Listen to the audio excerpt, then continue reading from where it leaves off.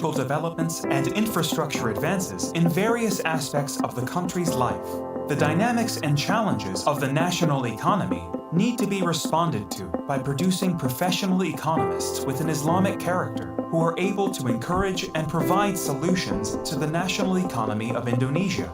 Born from the enthusiasm to support national economic growth on the global stage, Yarsi University presents an accounting study program at the Faculty of Economics and Business. For more than 32 years, it has been performing to meet the needs of accounting professionals and answer the questions of the global business world. By applying the latest knowledge in the field of accounting, combined with character education based on Islamic values, the accounting study program of Yarsi University is the most ideal choice to take the first steps for taking part in the world of business and economics.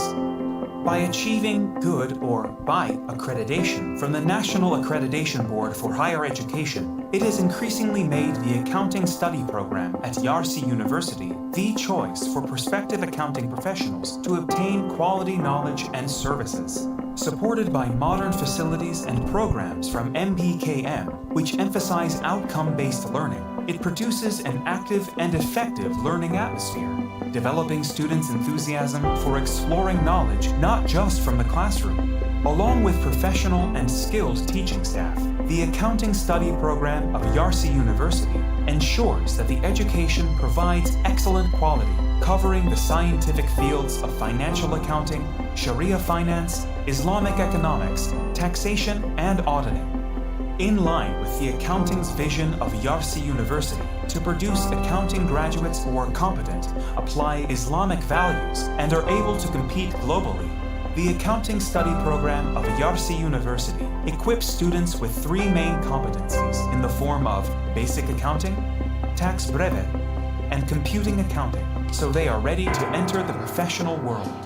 Dengan mengusung tema membangun Islamic Accountant-preneur sebagai fondasi profesi, Prodi Akuntansi Universitas Yarsi berkomitmen untuk terus mencetak lulusan dengan kualifikasi dan kompetensi akuntansi dan juga karakteristik wirausaha Islami dalam berbagai jenis profesi yang tersebar di seluruh Indonesia. Yarsi University's accounting study program continuously strives to optimize all available resources, evidenced by achievements in various academic and non-academic fields on a national and international scale as a manifestation of each individual's form of self-actualization. Opening wide doors to partnerships with various institutions and organizations, both nationally and internationally, to provide opportunities for students to experience being part of a form of global economic collaboration. Individual graduates of the accounting study program at Yarsi University have spread across various elements of the country's economy, working and taking part as accounting and business professionals, academics, and entrepreneurs who are able to create employment opportunities for the surrounding community. Subsequently, they are able to become intelligent people of faith, a fleet of solutions for the progress of the Indonesian economy.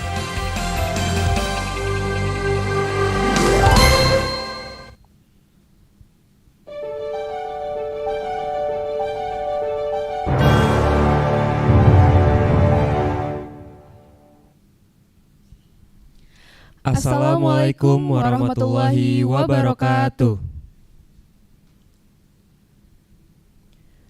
Alhamdulillahirabbil alamin wa bihi nasta'in wa ala umurid dunya waddin wassalatu wassalamu ala asyrafil anbiya'i wal mursalin wa ala alihi wa sahbihi ajma'in amma ba'du. His Excellency Director of Universitas Yarsi, represented by Vice Rector Dr. Andy Muhammad Astiwara MA, The Honorable, the Director of Postgraduate Program of Universitas Yarsi, Profesor Dr. Chandra Yoga Aditama, SPPK DTMNH Mars DTCE FISR, The Honorable, the Dean of Faculty of Economics and Business Universitas Yarsi, Dr. Insinyur Perdana Wahyu Santosa, MMCRP CSA, and the distinguished for all the participants of the summer school. Welcome to the Yarsi University Summer School 2024 with the theme Prospect of Embracing and Navigating the Future in Islamic Business and Finance. This is the first summer school program organized by Faculty of Economics and Business and Postgraduate of Universitas Yarsi. Praise the presence of Allah Subhanahu wa Ta'ala, who always gives us blessings and gifts. So today we are able to join the summer school. Salawat and salam may always be poured out to the great Prophet Muhammad Sallallahu Alaihi Wasallam, who has brought us to the path of light from the darkness in this life. I'm Andre Zahran and my partner. I'm Afak Zuhalaili. We are your Master of Ceremony this afternoon. We would like to welcome the Honorable Association Professor Suenilhan Acikelin from Ankara Hacı Bayram Valley University, Turkey, who is willing to be the speaker of today's session. Ladies and gentlemen, in this special morning we have several agendas as follows. First, the opening of Yarsi University Summer School 2024. The second, Holy Quran recitation by Mr. Andri Gunawan, SPDI BA Hons MAG. The third, sing the national anthem Indonesia Raya, followed March Universitas Yarsi by all the participants.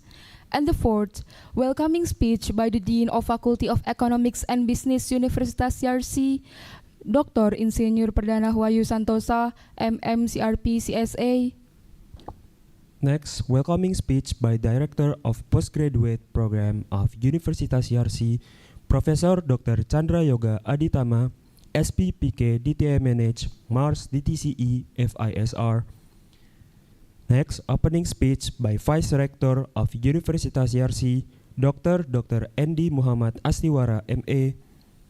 Next, the lecturing by Association Professor Suenilhan Acikelin. Next, photo session. And the last one, closing of today's session. Well, ladies and gentlemen, let's begin this agenda today by reciting Basmalah together. Bismillahirrahmanirrahim. The second agenda is reciting Holy Al-Quran by Mr. Andri Gunawan, SPDI BA Hons MAG. So for Mr. Andri Gunawan, the floor is yours.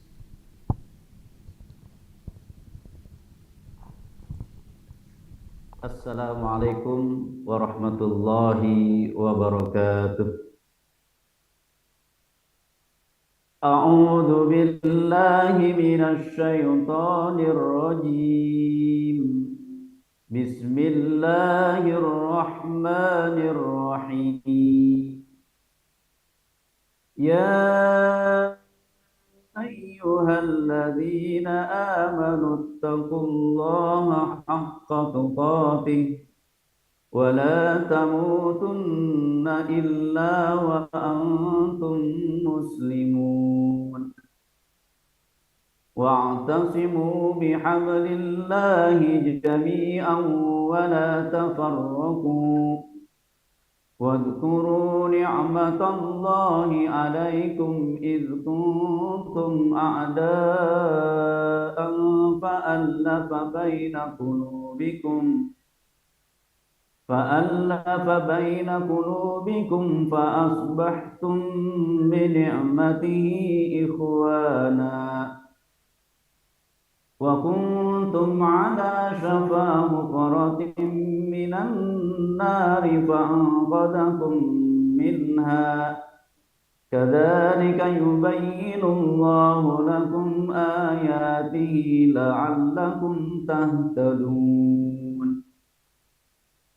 ولتكن منكم أمة يدعون إلى الخير ويأمرون بالمعروف وينهون عن المنكر وأولئك هم المفلحون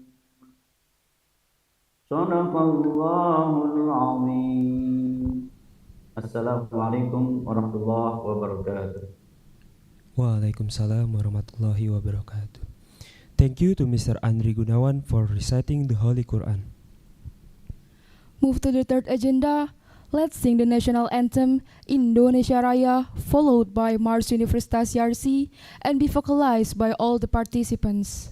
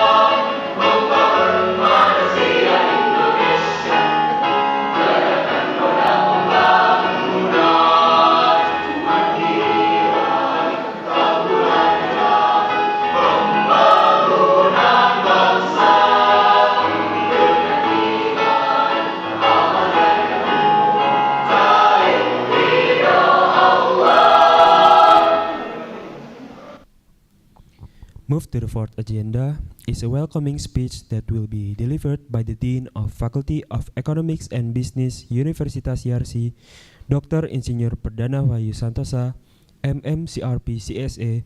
For Mr. Perdana Wahyu Santosa, the floor is yours. Okay, thank you MC. Assalamualaikum warahmatullahi wabarakatuh. Alhamdulillahirobbilalamin, and very good day, of course. Thank you for your coming here today and for a very warm welcome. We are happy to welcome you here today at our event at Yarsi University. First of all, my respected to Dr. Andy Astiwara, Professor Chandra Yoga Aditama as Director of School of Graduate School, to the expert and speaker, Professor Suai Nihal Achikalin, Dr. Huma Nawaz, Professor Dato Azmi Umar, Nadia El Maudi, PhD, Dr. Muhammad Ahyar Adnan, Professor Nurul Huda from Yarsi University, the lecturers, participants, and students who are willing to attend this important event. Esteemed participants and distinguished experts, it is with great pleasure that Yarsi Economic and Management Summer Course 2024, this event theme, Prospect of Embracing and Navigating the Future of Islamic Business and Finance, is both timely and relevant in today's global business and finance landscape. As we gather here, we are reminded of the importance of embracing the principle of Islamic business and finance and navigating the future with a strong sense of direction and purpose also. The world is constantly evolving, and so are the challenges and opportunities that come with it. In this rapidly changing business and finance environment, we must equip ourselves with the knowledge and skill necessary to navigate the complexity of the modern business world.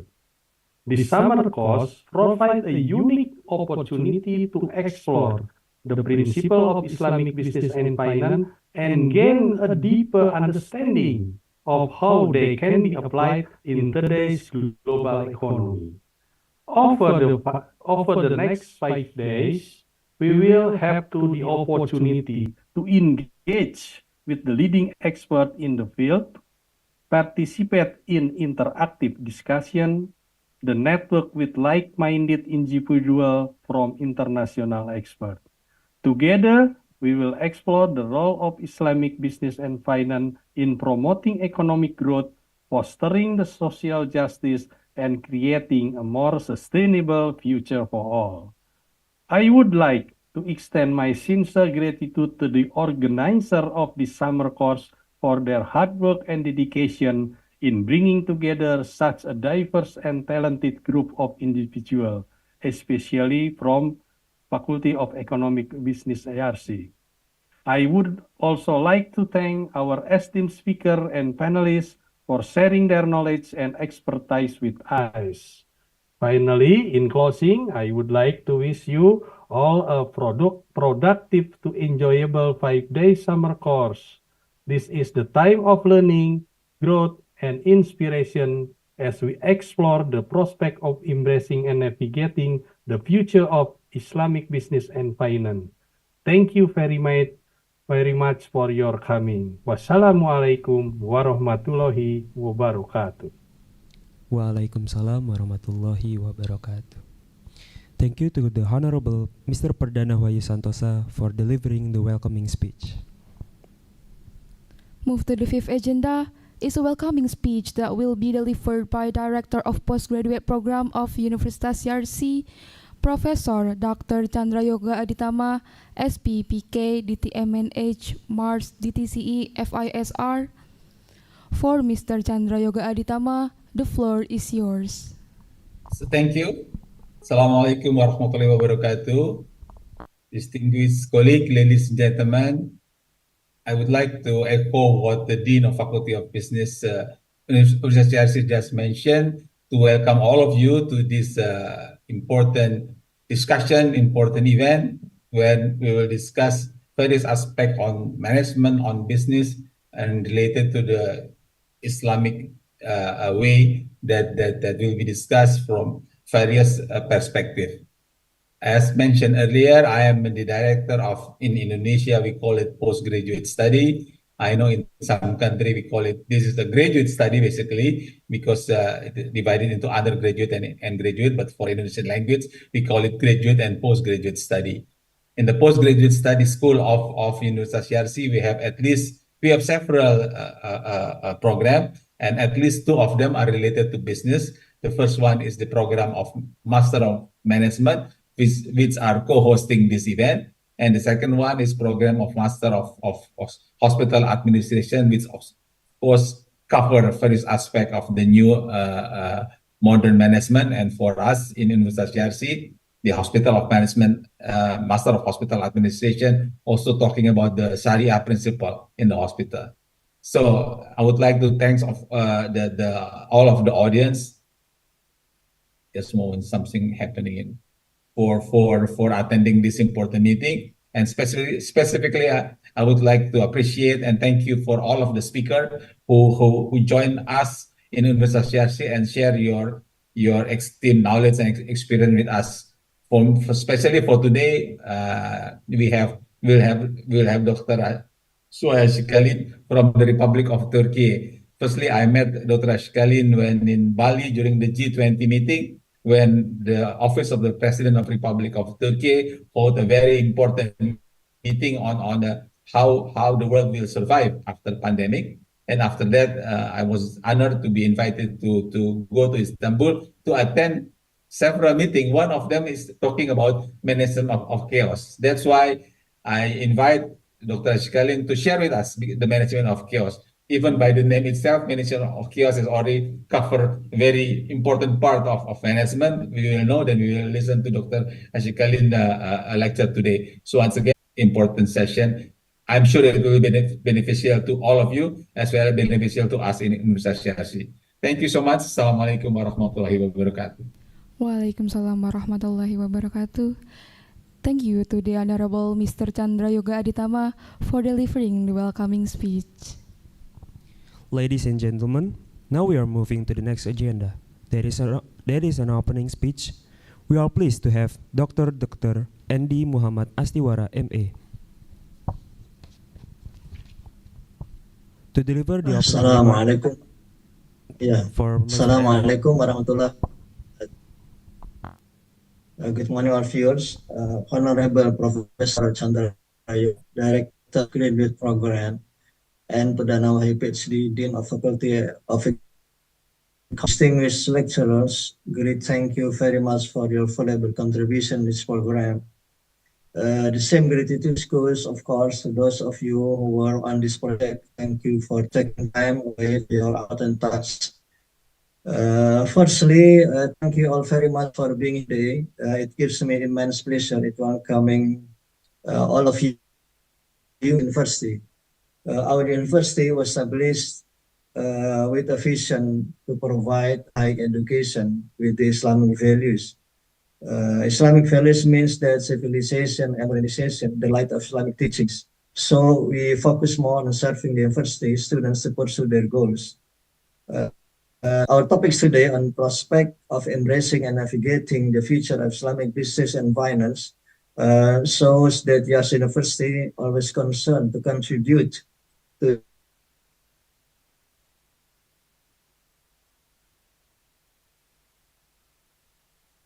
and moreover, Islam is the fastest growing religion in the world. So we are warmly welcome on summer school program, and also congratulations to my colleague, Mr. Perdana Wahyu, who organized this program. And we're glad we come to extend a cheerful welcome to you all participants attending this summer school.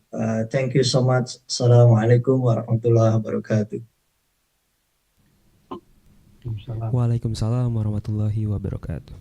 Thank you very much, Mr. Andy Muhammad Astiwara, for the opening remark. Well, before we jump to the main session, let's greet our wonderful participants today. Hi guys, how's everyone going? I hope everyone feels good, right? For today's session. So, what's today's session, Lail? Well, I believe everyone waiting for today's session because the topic was really interesting, right? And Andre, can you give us a brief explanation about what is summer school? What is Yarsi University Summer School 2024? Yes, absolutely. So Yarsi University Summer School is the synchronized and asynchronous classes to broaden our knowledge or experience with the various topics such as leadership, investment, entrepreneurship, tax, and social finance. So, based on that topic, which one that interested you in, Lail?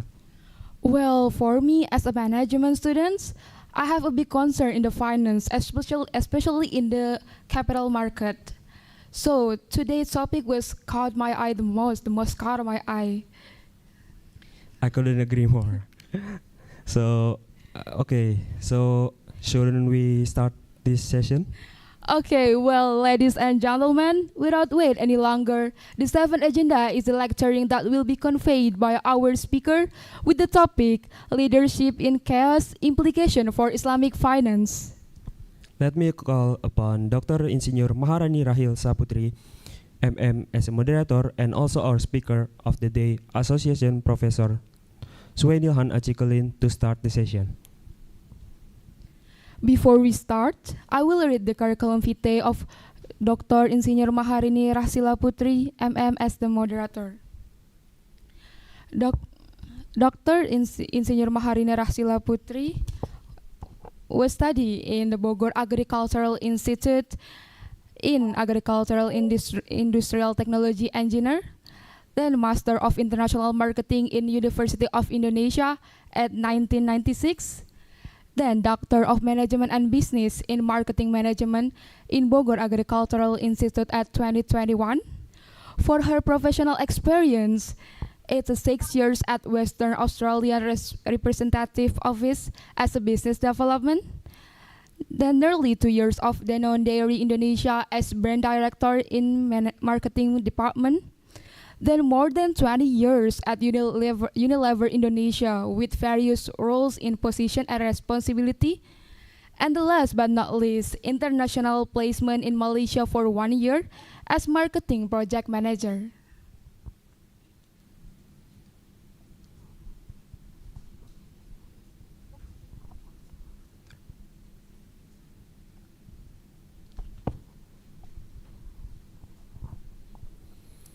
Okay, for both Mrs. Maharani Rahsila Putri and Professor Suwainilhan Acikulin, the floor is yours.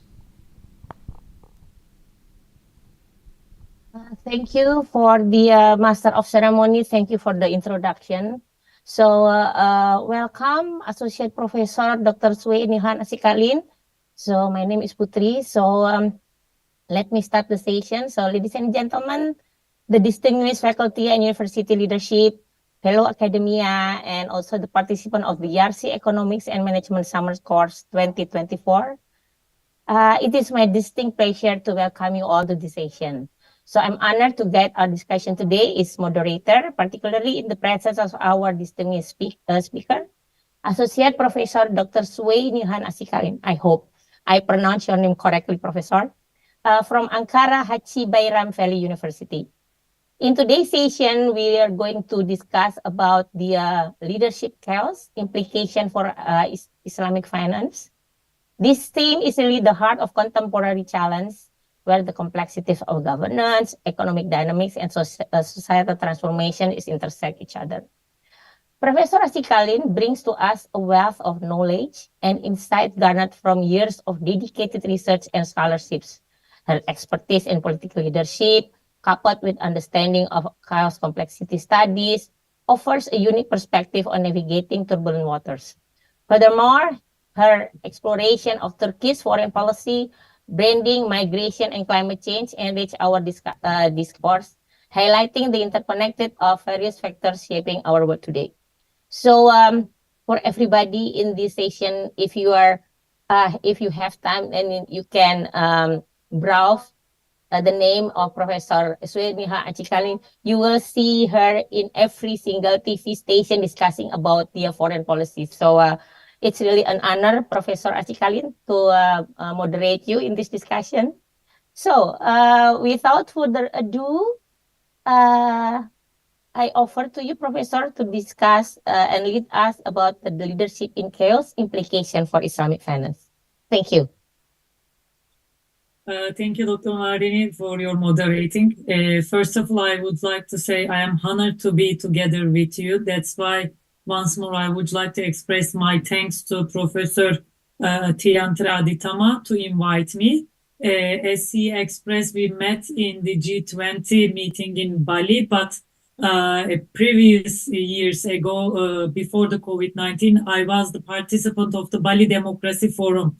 And since then, I has a heartfelt connection with the Indonesia and Indonesian people, including the always to be together with the Indonesians across the world in every platform. So this is my honor to be together with you. And of course, I would like to thank to Dean and also MC Andre and Lai for the perfect welcoming session in the beginning. Today, I would like to discuss mostly the leadership, first of all, and I would like to make share screen regarding to the my presentation.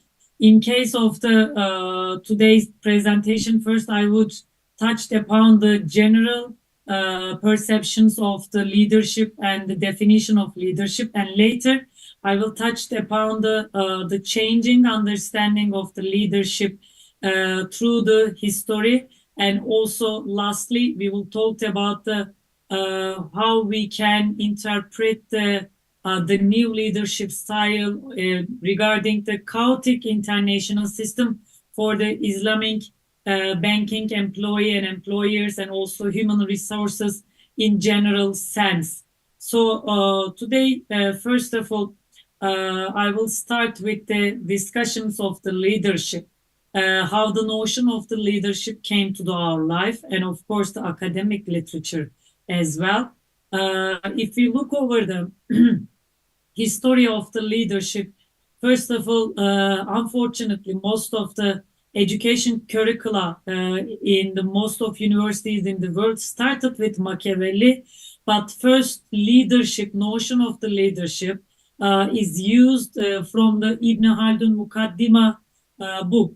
I think it's very important to bring in the Ibn Haldun as the first scholar who mentioned about the definition of the leadership under the name of Sultan is important, because it gives us chance to how the definition and the meaning of the leadership has been changed through the centuries.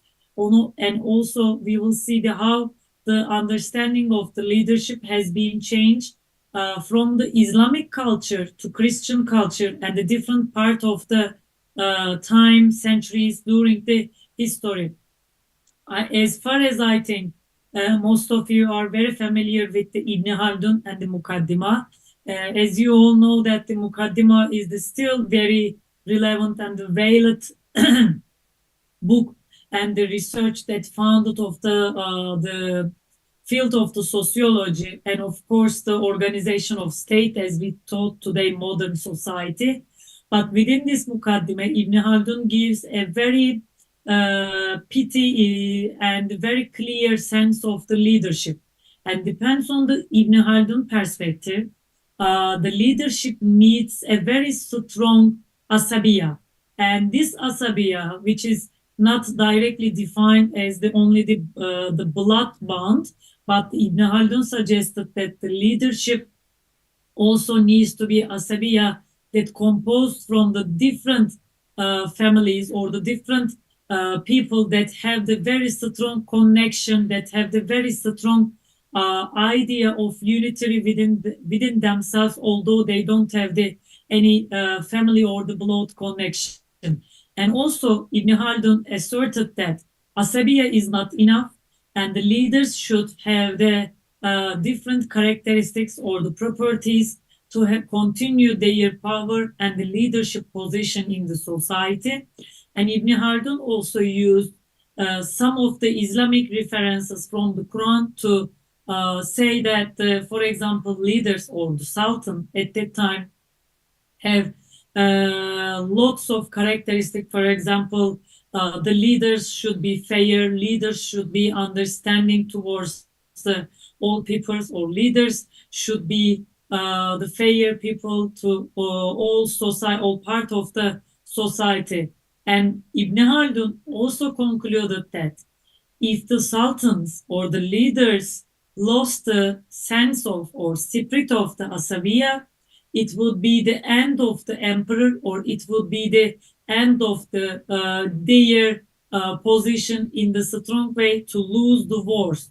And I think there are two important influences we saw in the Ibn Khaldun position on the leadership. First, as I mentioned in the beginning, Ibn Khaldun, of course, as a Muslim scholar, he stresses lots of the Islamic point that shows us that what the characteristics or the personal properties or the styles of the leaders should be kept from the Islam perspective, which makes leaders much more servant to the society. And secondly, Ibn Khaldun asserted that the role of Asabiya in terms of the discussing the leadership will be later much more important to understand the today's and the modern times of leadership regarding the relationship between the followers in the society. So in the 13th century, we started with the Ibn Khaldun, and almost 100 years later, we saw Machiavelli and his very famous, well-known book of The Prince. As most of you maybe read that the Machiavelli's Prince is totally different from the Ibn Khaldun's understanding of the basically leadership, because Machiavelli has much more realistic perspective to assert that what kind of leadership that the society and the state needs, and also Machiavelli's prince or the leaders, we can say, symbolizes or represents their ages in Italy, which is the same time of the Renaissance started, and also when the Machiavelli lives in Italy is the political turmoil for the European continent in case of the wars between the city-states, and it's represent the Christian perspective on the leadership understanding. And Machiavelli basically and clearly suggested that leaders doesn't need to be fair.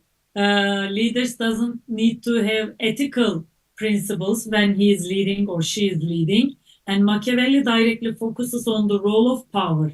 And basically, he discussed the power is the ultimate goal, or keeping the power is the ultimate goal for the all leaders. And in case of in order to aim to keeping the power, all leaders should behave both the lion in the society with the metaphor of the wild forest.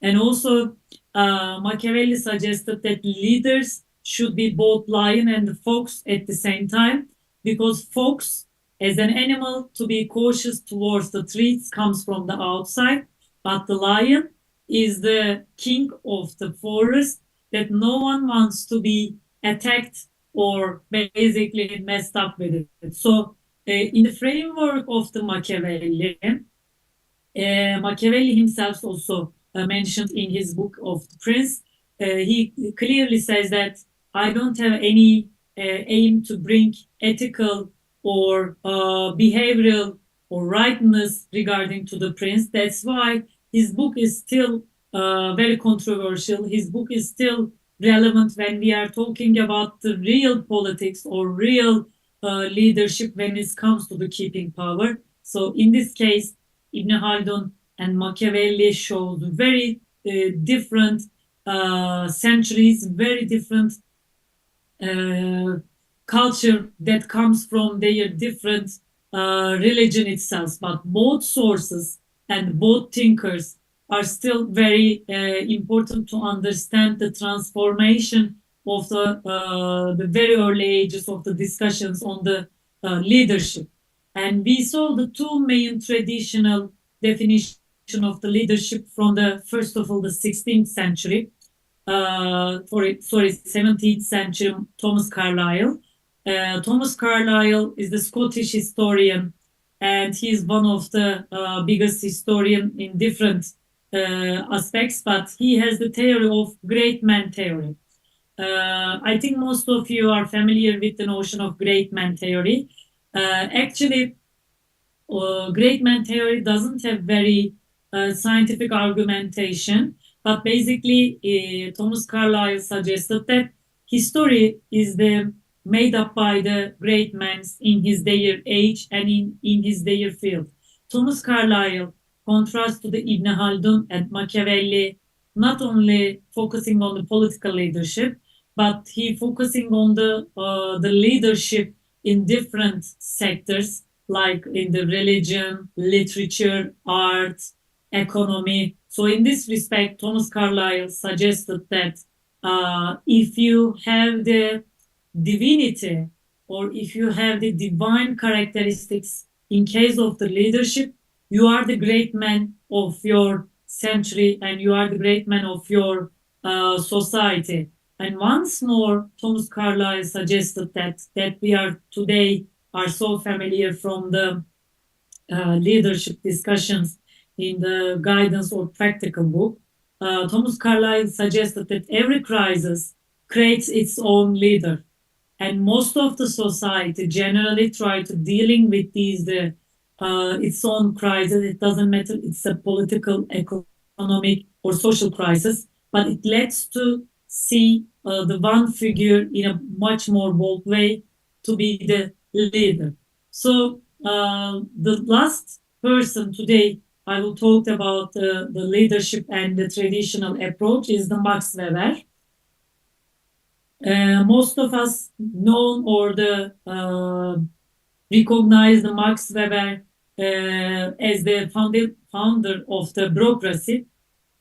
He's the German philosopher, but he has the very important theory that's still today used in the contemporary leadership approach as well, which is the Max Weber formulated the charismatic leadership. And he suggested that mainly charismatic, he suggested that the leaders has the source of power from their own personal charisma.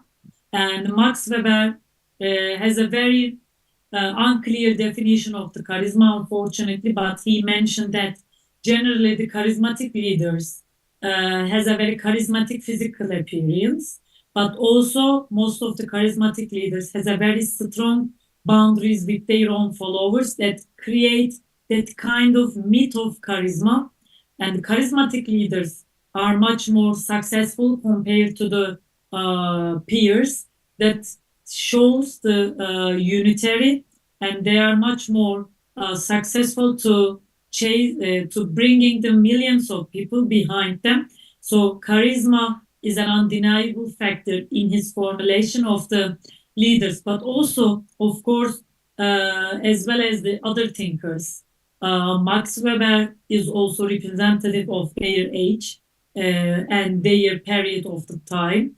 And Max Weber was living in the late 18th century and in the beginning of the 19th century, where we saw the World War One has been starting, and that's why he generally time to time discuss the atmosphere in the European continent, to discuss the charismatic leadership and the lack of leadership at that time before the World War One. So these four main thinkers, we can say, the compose of the traditional leadership approach, but it also gives a very important changing of the how the understanding of the leadership has been changed through the centuries until the 20th centuries. And in the contemporary leadership approach, we saw thousands of definitions in case of the leadership, and we saw very innovative and interesting leadership approach.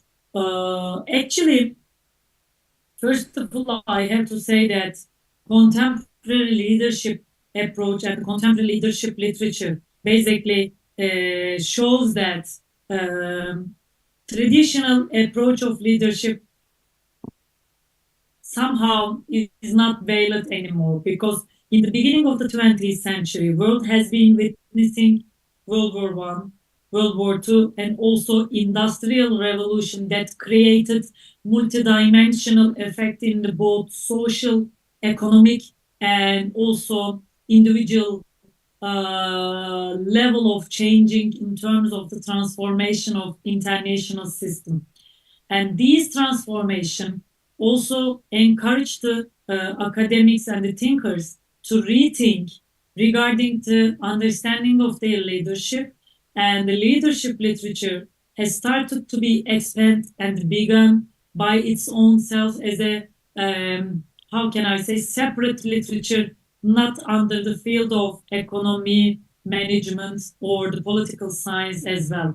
So we saw the sprout or the growing of the leadership literature, mostly in the management field and also education field, especially after the 1950s, which is coincided with the post-Cold War area. And it's not surprising because it's the same time also the world system started to discuss two ideological worlds like the capitalism and the socialism on the one hand, with the competition, within the competition with the United States and the Soviet Union. And we saw the golden age of the growing of the leadership literature, especially in the after the Cold War, when the economic system has mostly dependent on the Western style capitalism, and that triggered the thousands of discussions how the leadership literature can be interpreted for the banking system managements and the big companies that have the different branches in the across the different countries. So in last 100 years, depends on the research, there are more than 200 definition of the leadership. So if someone asks you that, is there any one definite and one clear definition of leadership? We can say strongly no. We have more than 2,000 definition of leadership today in academic literature, and more than 20 leadership styles. We will discuss some of them. It's just preliminary today before the understanding of what we are looking for today.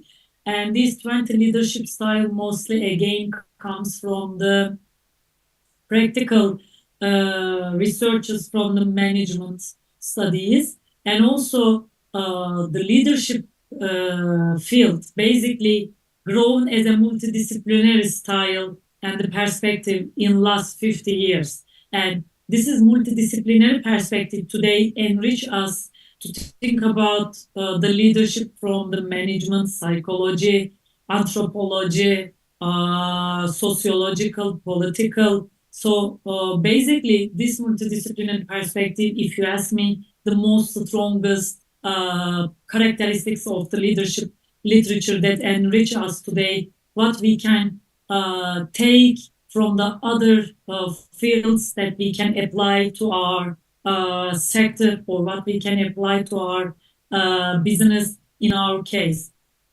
I put 4 examples from the contemporary leadership approach, just for an example for you. First one is the transformational leadership.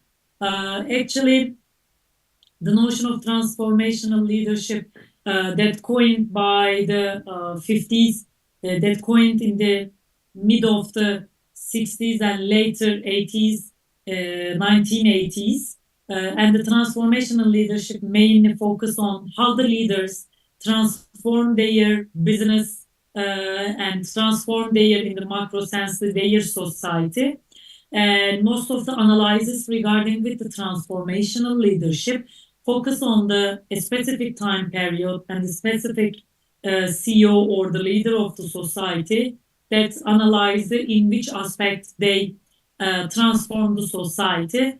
And I can say that the transformational leadership is one of the most popular leadership styles in academic literature and in the sectoral literature that used to apply to see the analyzing perspective in business management sector as well. And it also gives a strong sense of the shows that the changing within the companies or the business within the time period in specific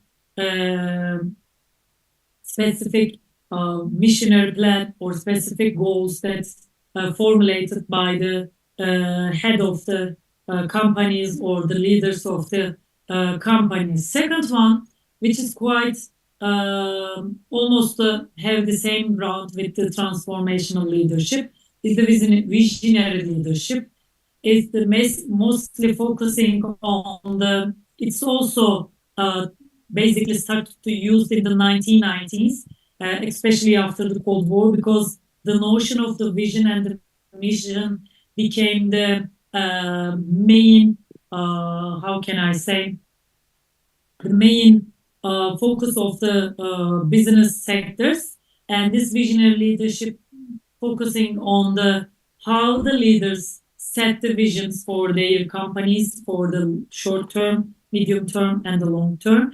And the visionary leadership also discussing that the different uh, aspects of the policies in the business management sector in terms of as a vision to set the goals for its own company and the business, and how basically directly related and basically interrelated with the transformational leadership as well, because most of the transformational leaders has a unique vision to bringing in their companies or the societies to transform to get more better position.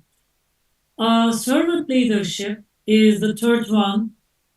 It's very also popular, but especially I put it here because the notion of servant leadership has been popularly discussed in the Islamic countries mostly.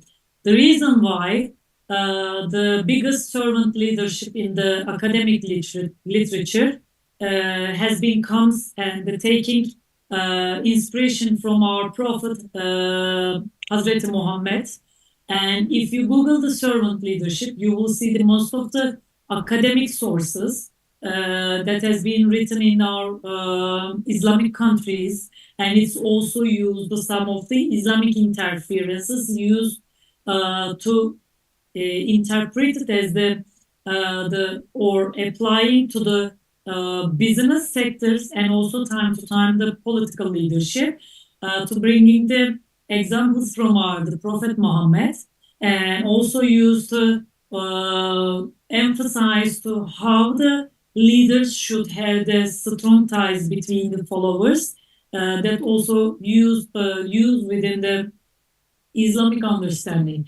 But this the notion of the servant leadership became also very popular in the Western literature and Western countries to see more ethical way or to see more humanistic way of the leadership.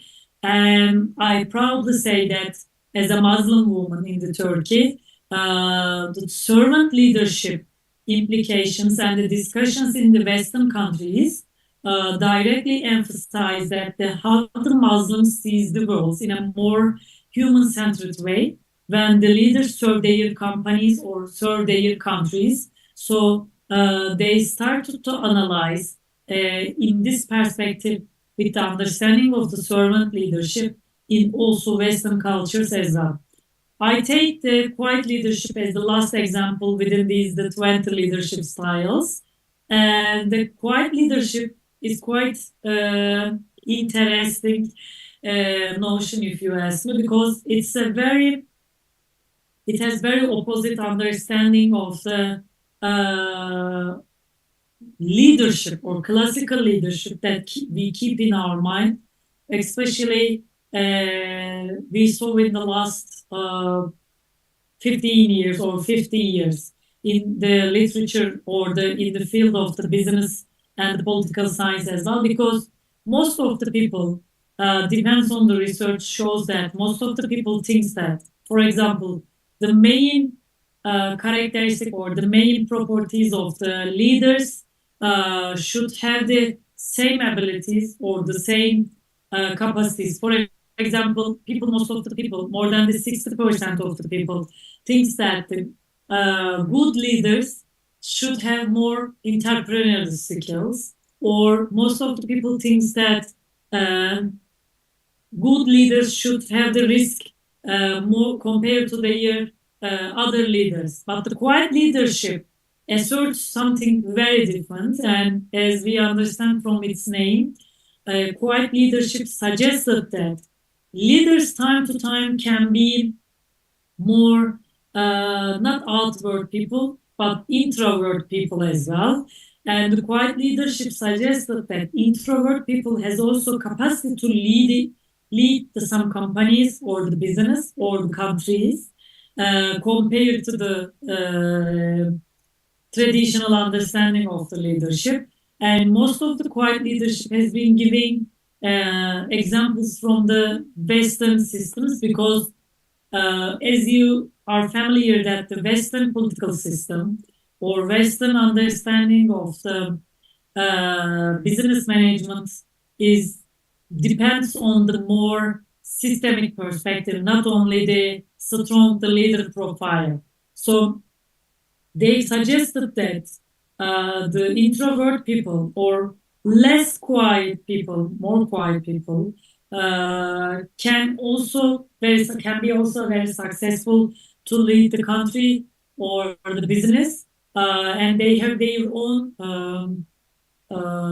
positive properties or positive characteristic to imply their jobs. Like quiet people or introvert people are generally most based on the analytical people, and they are less risk taker, but they are more long term projector when it comes to the producing policies for their business or their societies. So in this respect, quiet leadership is also very new and interesting styles of the leadership. So before going into today's more essence of my presentation regarding the leadership in chaos, I just want to draw the general picture of how the leadership has been understanding, how the leadership has been discussed in a historical manner, both in a traditional and a contemporary approach. So within these 200 years of the building of the leadership literature, we made three outcomes for these all academic and practical sense of the discussions. First of all, it doesn't matter which approach or which style you are discussed. It always said the leadership is a dynamic process. What I mean is that leadership is a dynamic because leaders, it doesn't matter you are leading the business or the country, leaders are the dynamic persons which kept different leadership style in the different times. So we shouldn't expect to see leaders are not changing their leadership style. For example, one leader can be the transformational leader in the one period of the time for 3 years, and after the leader successfully managed to transform their society or country, this leader can change their style from transformational leader to servant leadership. So basically, what I mean is that the leaders and the leadership is dynamic. Their styles can be changed, depend on the context, depend on the system that they are leading, depends on the timing. So the basic rule in the leadership is changing is the main rule of the change. So leaders are dynamic and the leadership is dynamic as well. Second one, leadership is cultural. Generally,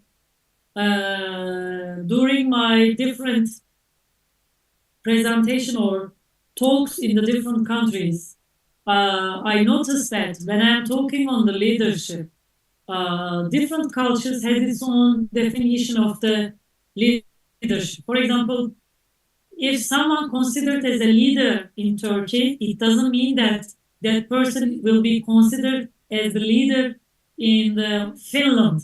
Or if you consider someone as a leader in Indonesia, it doesn't mean that this person can be considered as a leader in Uganda.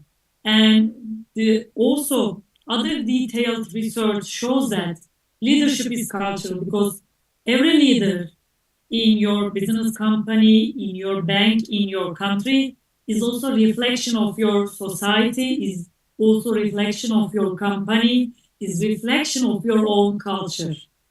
We consider someone as leader because we thought that we heartily believe that this person is reflect something from us as well.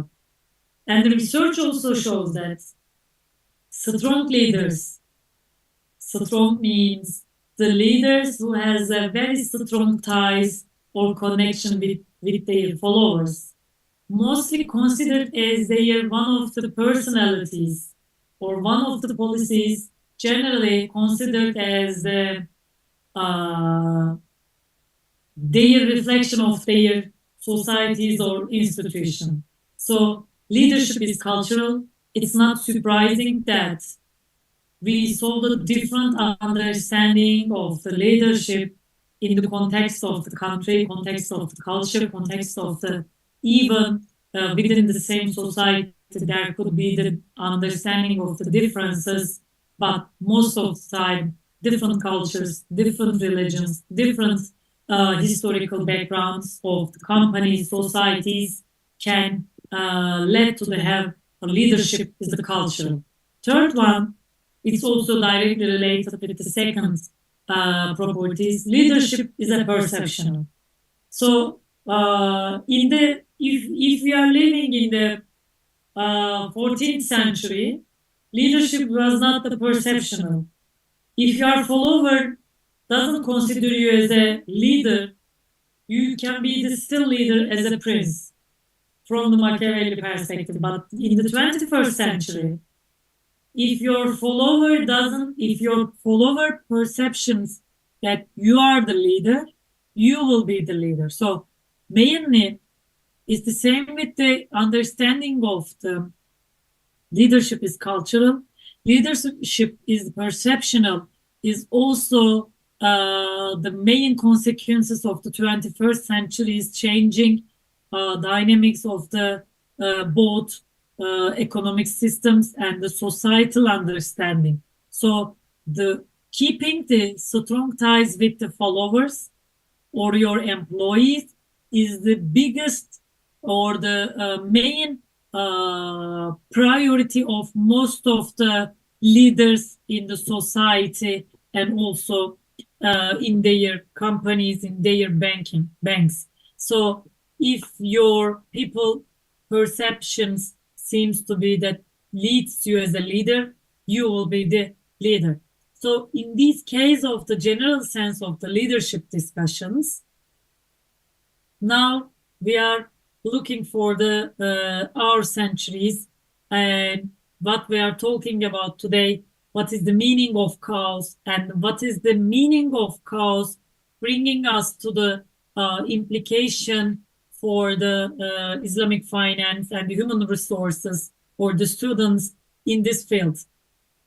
Before the starting, I have to say that first, when I get this invitation from the Professor Tiantra Aditama, I was so excited that because, as I said that almost every month I traveled across the countries and I try to give the explanation of the leadership in chaos, leadership in political sense, Turkish foreign policy, and the different aspects I have been expertising. But this is the first time I had a chance to give talks to that kind of audience in such a broaderly country. And I was thinking that how I can make a new interpretation that the chaos in leadership.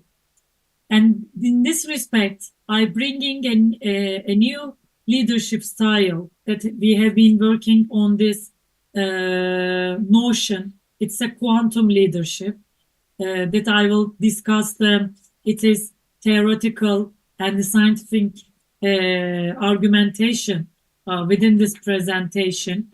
And in this respect, I decided to discuss with you the quantum leadership as the new leadership style that we need to see a new leadership profile in the chaotic international system. So, first of all, I will give you what I mean as a chaos and how we use the science of physics and the quantum and the complexity studies to understand these the leadership phenomenon for many years because I have been a doctoral researcher in the Lancaster University in United Kingdom and she's a professor in the Hacettepe University in Turkey.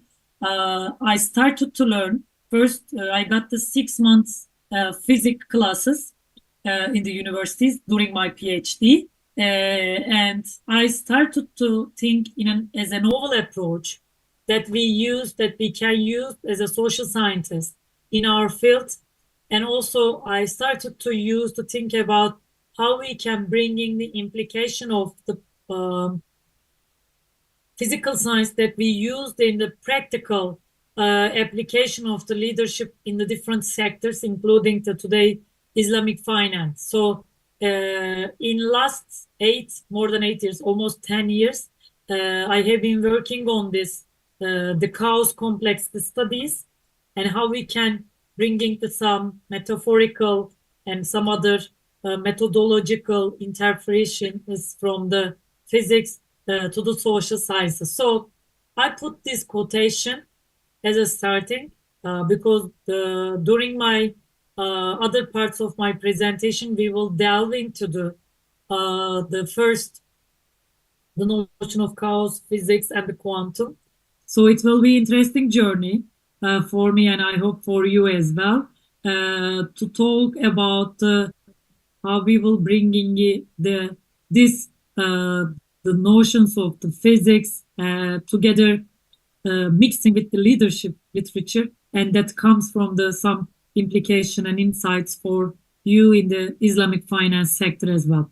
Surah, as I quoted, suggested that those who deal with the chaos, that today, which means that all of individual in the world, look for the disorder in order.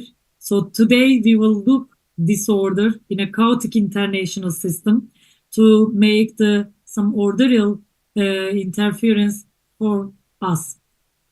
So let's start it with the why I bring interacting each other's billions, including of individuals, banks, international organizations, non-governmental organizations, multinational cooperatives. The minds in the end of the 1990s and in the beginning of the 2000s. And I proudly say that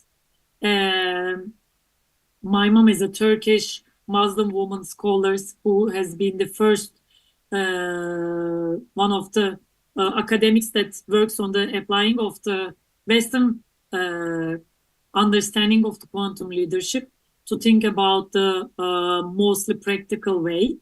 And the quantum leadership basically raised as an alternative leadership style that we discussed in the last 30 minutes and in the beginning of my presentation towards the classical understanding of the leadership, because the new chaotic international system and it is multi-actor structure needs more holistic perspective, needs more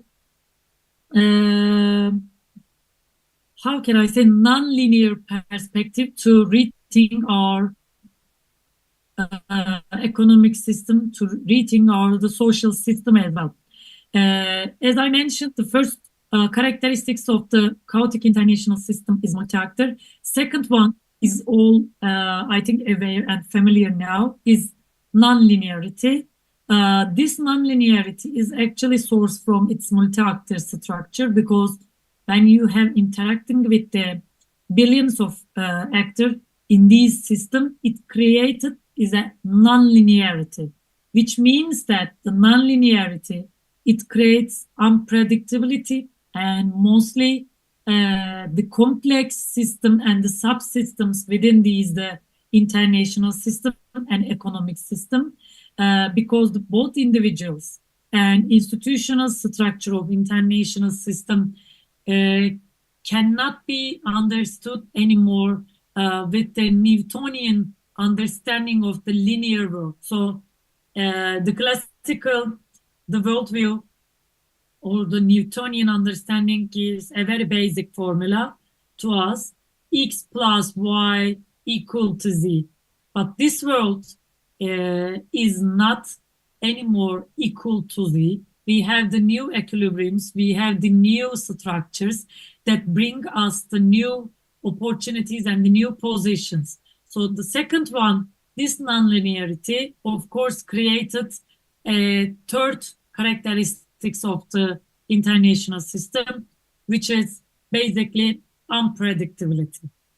I think we have been experiencing this unpredictability for the long time, because especially in last 2 decades, but mostly after the COVID-19, we saw this unpredictability as it is peak, because this unpredictability normally it was dominated in the economical level, which had a reflection on the society level as well.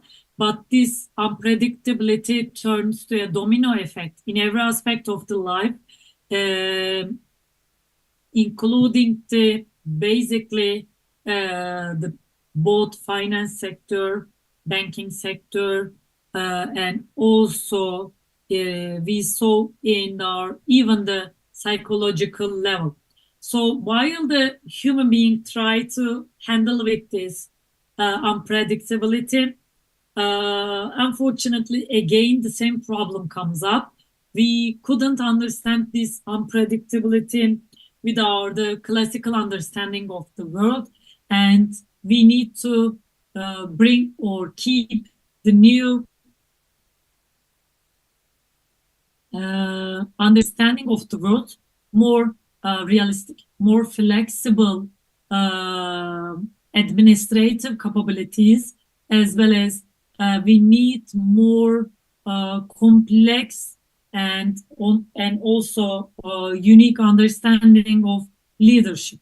So in this respect of lack of new understanding of leadership, quantum leadership try to fill this gap, because in chaos layout to manage, we saw some different elements in this in my presentation. Chaos theory brings its own implication and the reformulation of the system that we are handling with. And this system needs to at least, this system needs to 5-level new understanding of the leadership and management. First is the change management. I will talk each perspective later in detail. Second one, the crisis management. Third one, strategic leadership. Fourth one, risk management. And last one, continuity management. So let's start at first. These the uncertainty we have right now in our hands that we are working in: uncertainty, randomness, irregularity, complexity, and deformity. So first of all, we need to learn and we need to accept that we are not living anymore a Newtonian world. We are living in the uncertainty. We are living in the randomness. We are trying to handling with this irregularity. We need to learn to cope with the complexity. We need to learn with the deformity and a deterministic order that creates order from itself. If we learn to, it's like most of the physicians teach me that just imagine that the surfers and the surfing, and as far as I know, the Indonesia has a very amazing beach that many of the international surfers goes there. And the surfers, first, they are afraid of the big waves that comes through. But if you learn to surf with these waves, which I mean is that if you learn to cope with the uncertainty, irregularities, you will see how the waves keep you to the peak and the success, and which means that this waves or this chaos bringing, it seems to be a deterministic chaos in the first hand, but if you learn to cope with it, you will see there will be order within this chaos, and it gives big opportunity to bring your financial activities, bring you to opportunities to bring your banks or the system to peak to the success. So chaos is the source of all significance, randomness in the nature, and the chaos is extremely sensitive to initial conditions and have small effects to lead to the major changes over the time. So the new concept within the chaos came to our life. It's a butterfly effect. I think most of you are familiar with the notion of butterfly effect, but it originally comes from the physics and the chaos theory. And the butterfly effect mainly says that if the butterflies changing their routes in Asia, it created tornado in the west part of the world. So this novel approach clearly said to us a very small changing in our work led to a very huge major consequences through the medium and the long term over the time. So chaos time to time once more is bringing to basically opportunities that bringing us to the butterfly effect, and we should look for into the opportunities within these randomness into the nature. So let's start it with the 5 elements that I mentioned in the beginning of the quantum leadership slides. First of all, within these wave of this the randomness, unpredictability, and uncertainty, leaders or quantum leaders need to successfully conduct continuity management. What I mean is that efforts to ensure continuity of information and organization. And it's important to part of the leadership, functional management with the concept of it combines the understanding of strategic management that I will talk its details, which is the process. So continuity, or some of the called as the survival, continuity management is one of the important and the new demands of the leaders that demanding from its followers. Secondly, while you keep the management continuity in your company or business, change management is the second element the leaders should address.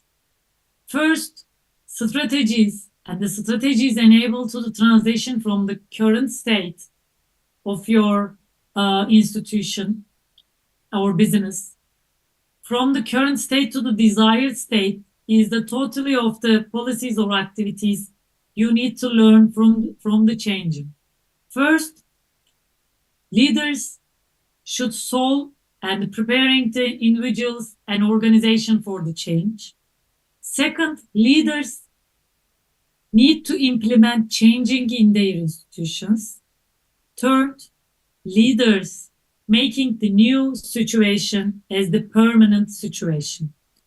In the beginning of the 2000s, these change management were much more simplistic, which just shows that leadership or leaders are expected to learn how to adapt with the changing. But in the last 2 decades, it's also changed. And new understanding is bringing one step ahead. And now we are saying that leaders learn how to manipulate to changing. What I mean is that it's not enough to learn how to adapt yourself to changing. Strong leaders need to learn how to start the changing in major level and manipulate the changing. So the new situation and the new, more chaotic international system, especially COVID-19, gives leader to much more field to manipulate the changing and learn. Of course, adapting to changing is a must, but the first things you need to do is creating your own change. This change can be technological, cultural. Cultural means the institutional culture or organizational culture as well in management field. This changing could be social within your employees, within your group of co-workers. And fourth one, this changing could be economical. And it could be, or this changing could be composed of the fourth element. So change management is one of the undeniable elements of the quantum leadership. Third one is the risk management. This is one of the still controversial issue in the leadership, because time to time scholars or practitioners taught that risk management, but how much how much the leaders should take the risk. If you ask me, this question is not possible to answer. It change depends on your context. It change depends on your personality as a leader. It change depends on your institution. It change depends on your timing. But it's one of the things is obvious. Risk management is one of the vital and undeniable, again, element of the quantum leadership. And risk management composed from the determination, which means that leaders should be determined to take risks. If you are afraid if you are afraid to take risk in the crisis time, doesn't work with the leadership in this age. Second, leaders need to cover the risk management process in bureaucratical sense, in psychological sense. So while the leaders take risk, they need to also check their own employees, co-workers, their ecosystem of the works. Third, leaders minimize the destruction risk of the risk management for their companies or employees. So they need to also see the covering process after the risk management process, because risk management is not a one moment taking the risk. Risk management is a long-term process after you take the risks during the crisis. And let's see the crisis management as the fourth element. Against the phenomena, or we can call it crisis that arise at unexpected times.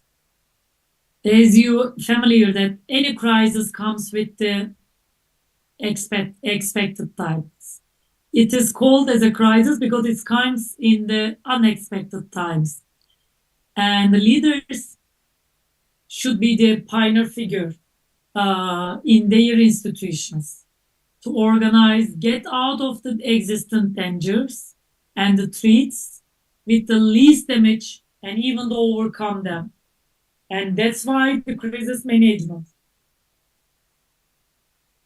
risk management, continuity management, and other elements are basically both interrelated to each other, interdependent to each other, and also they are feeding each other. So it is the process of turning it into an opportunity. And this is the process, and this is the moment that leaders should see the opportunity within the crisis, and leaders should take the risks, depends on the opportunities.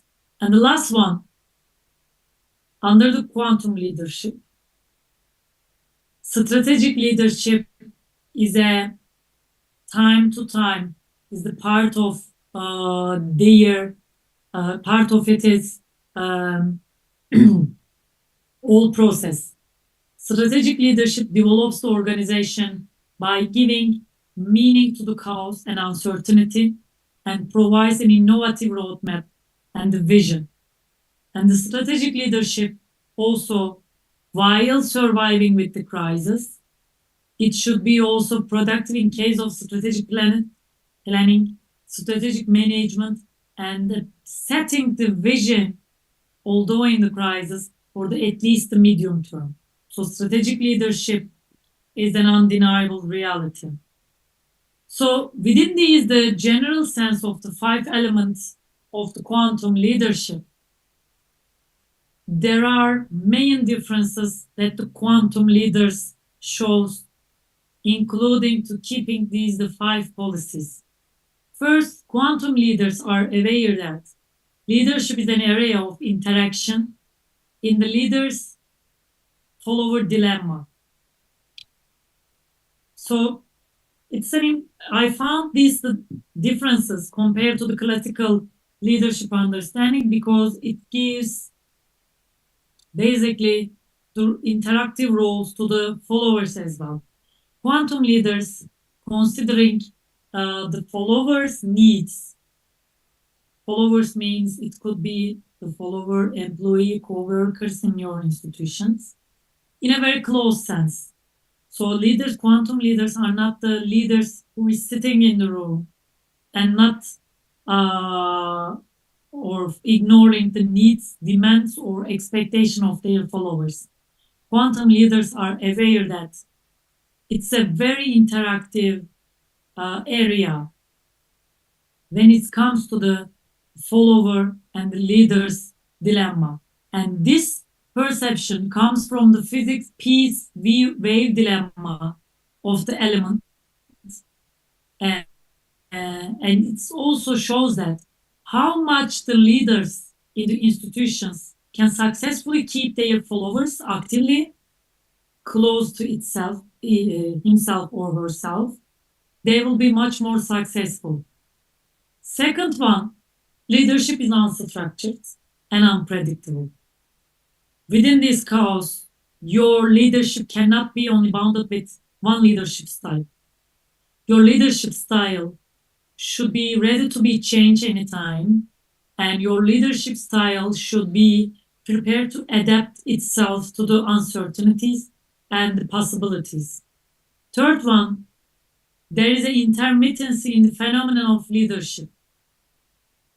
This intermittency, the breaking, is the important in the leadership. There could be some breakings into your leadership, and it's normal. And within these breaks and the time zones of these breaks, quantum leaders or the leaders should learn to activate their followers. So basically, this intermittency, if we are talking in the traditional approach, could be understanding as a fall of power or loss of power. But in the quantum leadership, this intermittency considered as a learning process for the leaders to keep up with their followers and the risks around their business, companies, banks. Last one, the impact of leadership based on interaction. Unfortunately, most of the traditional leadership does not directly focusing on the interactions of the leaders to followers, but the interactions of the leaders are most important component for the quantum leaders to make a healthy decision-making process during the risk management, continuity management, or strategic leadership. So organizations should take precautions before the problems arise and at least be prepared to improve their measures when problems arise. So it is essential to ensure that the organizations faces the problems are not our problems anymore. we should focus on the other side of the coin, and the leaders ensured it is employees the problems that faces are the chance to strengthen our immune system. And it requires establishing a stable structure and ensuring continuity in the organization. So we can define managerial efforts in this direction as the stability management. So let's see the last three of my slides to see how we bringing those leadership directly interference for the Islamic finance leadership. As you all know better than me, because the Islamic finance is not my direct expertise, and it's a very unique and specific economic subfield. But Islamic finance leadership emphasizes the ethical governance, innovation, and the community engagement, while the strategic vision is the first priority. So today, in the last things that I would like to mention, that what we bringing from the quantum leadership or the leadership in Islamic finance, leaders balance tradition with the innovation to meet the stakeholders' needs while upholding the ethical standards. I put these sentences here because while I'm doing research on the Islamic finance, I noticed that, okay, the tradition is of course very important because the Islamic finance is guided by the Islamic rules. But at the same time, the Islamic finance that today we discussed, and especially leading by the Indonesia, looking for innovation to meet the stakeholders of these sectors and also economic systems. And its needs, while upholding the ethical standards, it's important to bringing those three things to have an alternative to following capitalist system today. And if you look over the key characteristic of Islamic finance leadership, I put the ethical forwardness, which is, I think, very, very important while we are discussing the deficits of the capitalist economic system today. First, transparency, accountable structures, ensuring compliance with the ethical and regulatory standards. Second one, innovation, driving the product or service innovation through the technology and the market insights. And especially technology is quite important in this sense, if you ask me. And the third one, community engagement, building a strong stakeholder relationship for financial inclusion. And the last one, which we don't see in the capital system today, Western-based system, social responsibility, because most of the social, political problems that the humanity right now suffers from that the lack of the economic or capitalist system doesn't have any inclusivity or the social responsibility spreads in the essence of their ideas. And unfortunately, wild capitalist system creates a very fragile societies and political atmosphere in most of the country. And it created domino effects when the economic problems comes up in a global or the national scale. And these three points that gives us a three outlook for the future and the challenges. First, opportunities, rising demand for ethical financial solutions and drive the expansions. This is one of the outlook for the future that we are living in the capitalist system. We need more ethical financial solutions, and we need expansions. Secondly, the regulatory environment. Navigating the regulatory complexities, financial stability is must for everyone. I think when we are talking in the 2024, all countries, including Turkey, unfortunately, are trying to fighting against inflation and some structural problems in the banking system, of course, that affected by the cracking global economic system as well. But also, almost all countries, including the big players like America, China as well, suffers from these integration, strengthening international partnership to integrate the Islamic financing globally. I know that the Islamic finance is somehow seems to be very limited with some countries, but it is expanding through the years. And through the expansion, Islamic finance is also become the alternative for most of the people or most of the countries against the capitalist system in this three perspective. And I think these three perspectives, inclusivity, social responsibility, and the regulatory system, seems to be more viable and seems to be the more broad in the concept of the Islamic finance. And if you ask me, what are the three main implications for these leadership in cause for the Islamic finance? First, this is the moment that the Islamic finance sector could these the crisis can be used as an opportunity to show to other countries and the societies to show that the strength sides of the Islamic finance sector. Secondly, these crises created opportunities for everyone to looking for the alternatives.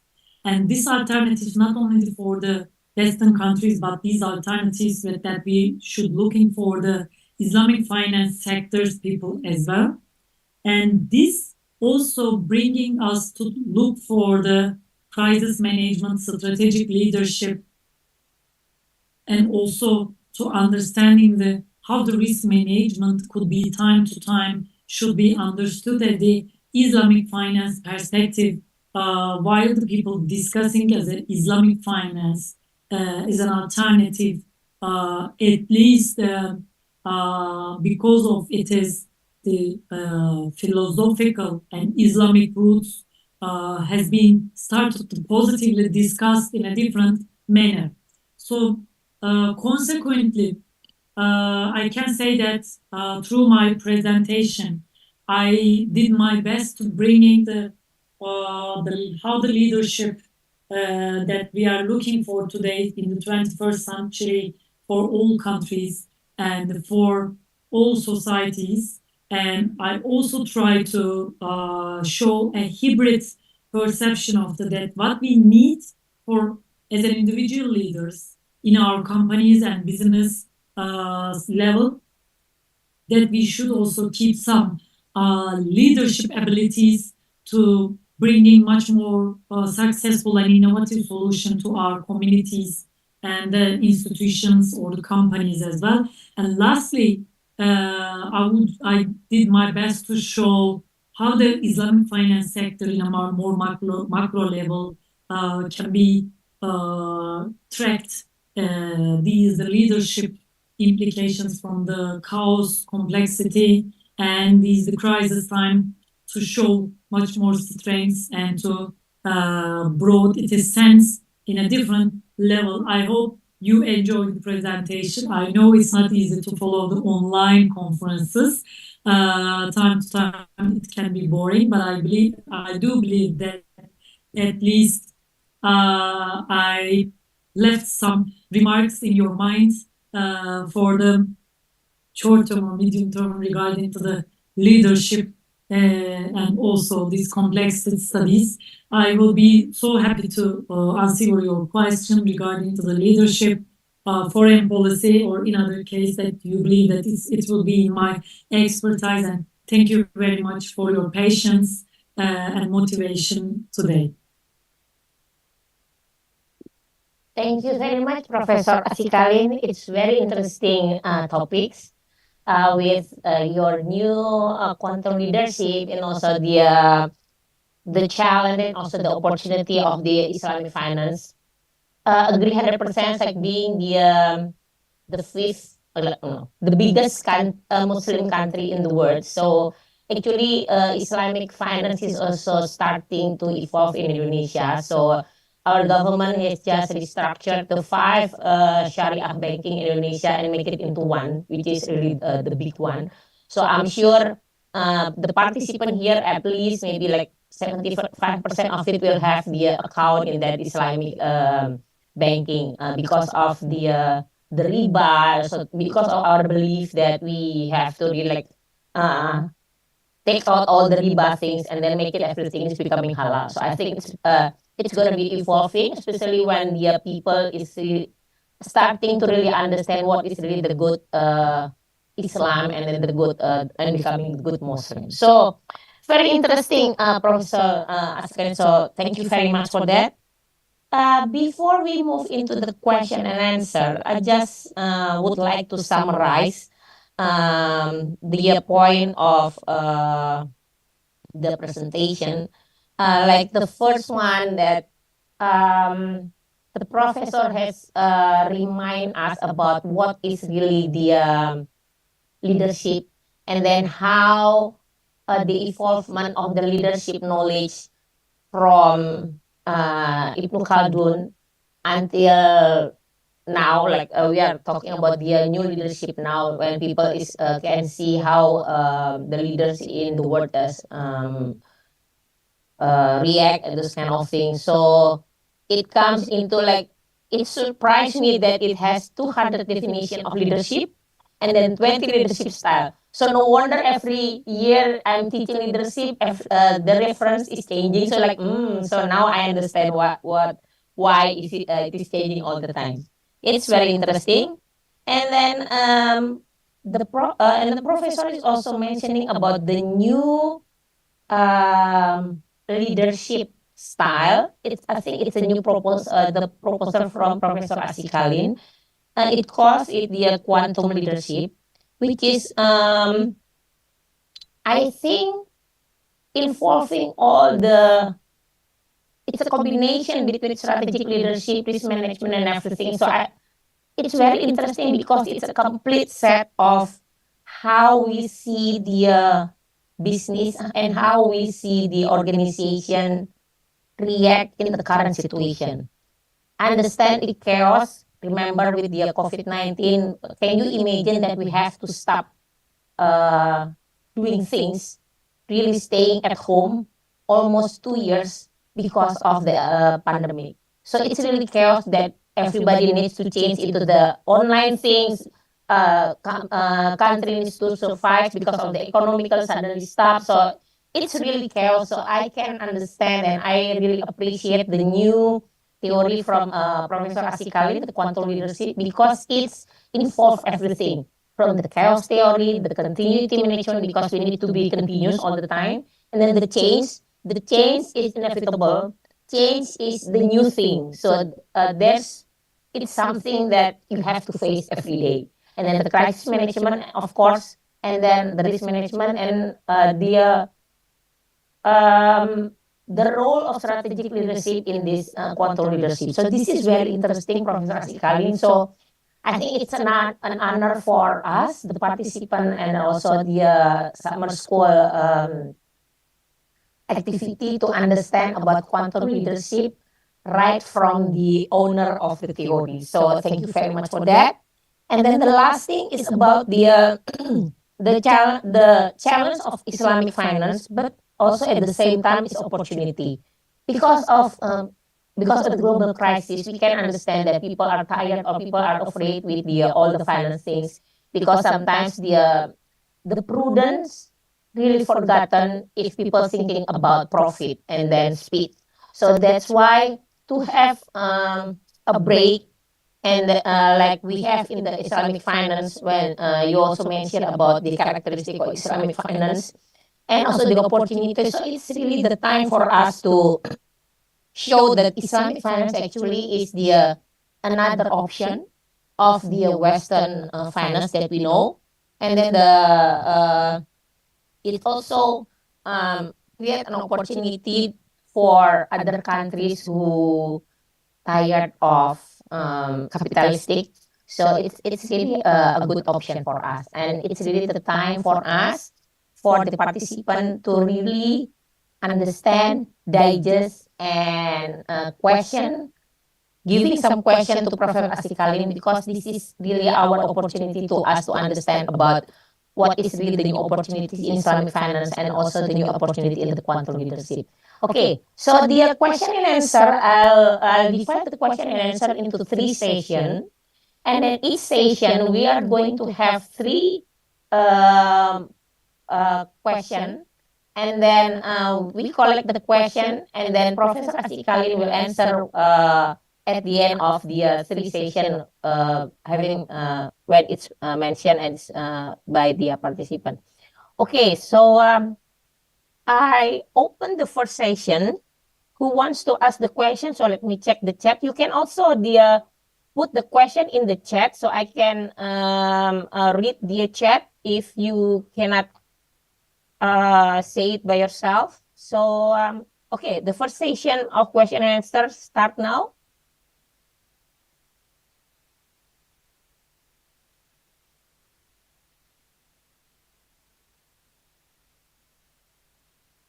Okay, going once.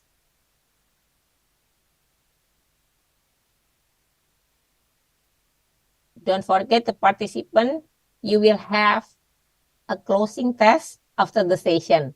So you better really understand about the session, because it's gonna part of the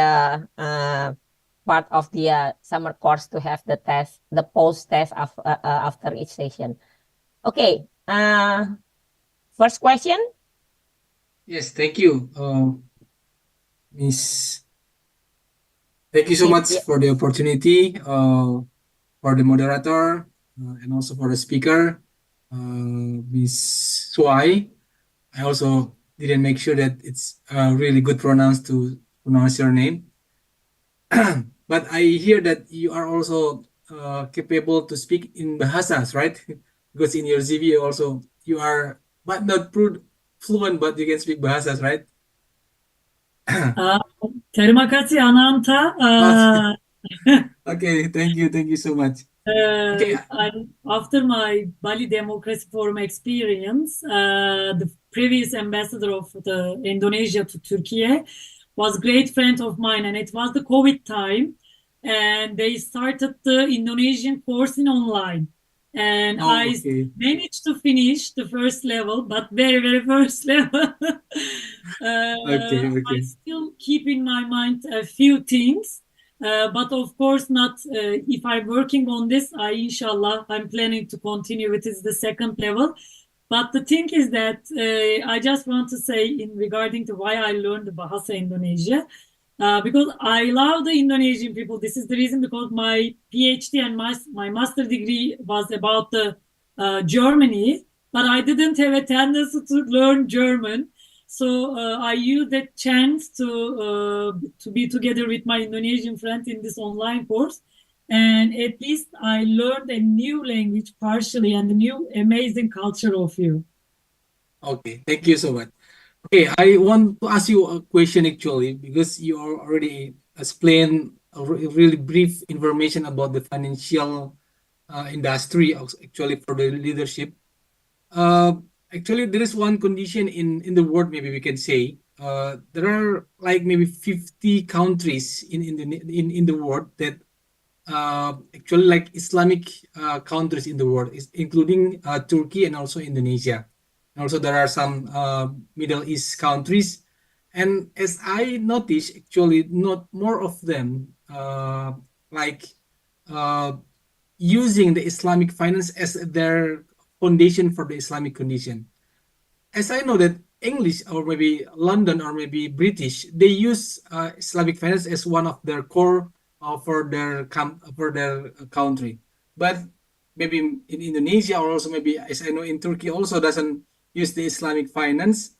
I don't know. Maybe just my question: why this maybe more than 50 countries in the world they doesn't want to adopt the Islamic finance as their core competencies of their economic to rule their countries. Maybe if it is because of the leader, or maybe it's because of the condition of the global, or what else? Maybe you can explain why this issue become one of the big issue in the world. Thank you so much. Thank you for the question, Anta. I hope I pronounce your name correctly. First of all, I will start with the Turkish experience on the Islamic finance. Actually, we experienced first our Islamic finance experiment in, as far as I remember, in 1939. But later the bank was closed. But today we have the Kuwait Turk Bank. It's still operational and it's very popular in Turkey for last 2 decades. It says that some banking regularities are basically depends on the Islamic finance regularities. So Turkey has that kind of, not in the macro level structure, but we have that private bank. It's conducted the Islamic finance regularities, and it became more popular, especially after the 7th of October, under the shadow of the Palestine-Israel issues. People try to rush to the bank to at least bring their money and payment system within the Islamic finance. I think, as far as I understand your question correctly, the point is that why the Islamic finance still are limited compared to the number of the countries with having the Islamic finance institutions or the system. I think the point is that most of course, our economic systems are Western system. It's a reality. And this is not the economic system issue. It's a kind of a social and the political system issue as well. Because if I underline in my last part of the presentation, Islamic finance is not only the technical issue, but it's also, it says on rules, comes from our belief, and it says on basically philosophy. And this philosophy, I believe, is not rightly understood by the most of the countries or the societies. Even the Muslim countries, as I observe, doesn't have the Muslim people doesn't have the any concrete idea of what is the Islamic finance. I mean, yes, we know the some main tenets or one main principles of the Islamic finance, but most of them have the lack of information. What is the Islamic finance? What it brings in the macro level or individual level? I think this lack of information and the knowledge, it's also creates some barriers that the people have still some problem to adopting or having Islamic finance institutions in their countries. And I believe that these barriers can be not only the overcome that efforts in the economical level, but I do believe that as the academics in international system, we clearly know that the economic systems or some international principles have been kept by the force of the big major players in the world politics. And when the Islamic countries, I mean the Muslim countries, and I think it's a very shameful to say, but if you look over the Muslim countries, like the OEC, like organization, the members are considered as the very rich and the very strong countries in the world in general sense. But when it comes to the following some common policies, we have some problems that come together. And I think the case of the Islamic finance and how can I say, giving the right information and the right knowledge, including with it is the social inclusion and social responsibility aspects of the Islamic finance, are still weak within the Muslim countries as well. So I think we need to little bit work on to explain to more what really Islamic finance really on, what are the economic pillars, what are the social pillars, what are the religious pillars that we use based or the build the financial system. And also, I think, which is quite, I think, sensitive discussions, but I have to say, there are time to time, there are some discussions regarding the role of religion and the Islamic finance institutions architecture. I think there are still some weakness or some of our faults to explain in a proper way to even to each other, not only the Western countries. Thank you, Professor Asikalin. So, Pak Ananta, is it answer your question? I think it's quite clear from the explanation from Professor Asikalin, because I just also browsing. That's also the main challenge of why Islamic finance is not yet evolving even in the Islamic countries. So I think it's a very right answer for that. So Professor Asikalin, we have 2 questions in the chat. So let me read it for you. So the first one about the quantum leadership. It says here, thank you for Putri Agustin. The question is, the challenge of strategic management is the implementation strategy or the strategy implementation. So the question is, how the leader should implement the strategy, and then how to make it successful, and then bringing good impact in organization. Because we know that making strategy is simple, making planning is good, but when the implementation failed, everything will be failed. So over to you, Professor Asikalin. Thank you, Putri, for the question. Actually, the answer of the question, maybe it's my fault to not to mention in the presentation. Its answer is embedded in the relations between your followers. That's why I insistly underline that the quantum leadership bringing a new understanding for the relationship between the leaders and followers, because I totally agree with you when it comes to the implementing your policies in the strategic management is the biggest case for everyone in the business sector or the political level as well. But the thing is that the effective implementing your policies is embedded is how you are influential on your followers, because your followers in the business sector especially is the also part of your working, your co-workers, your peers, your employees are your followers as well. They need to consider you as the leader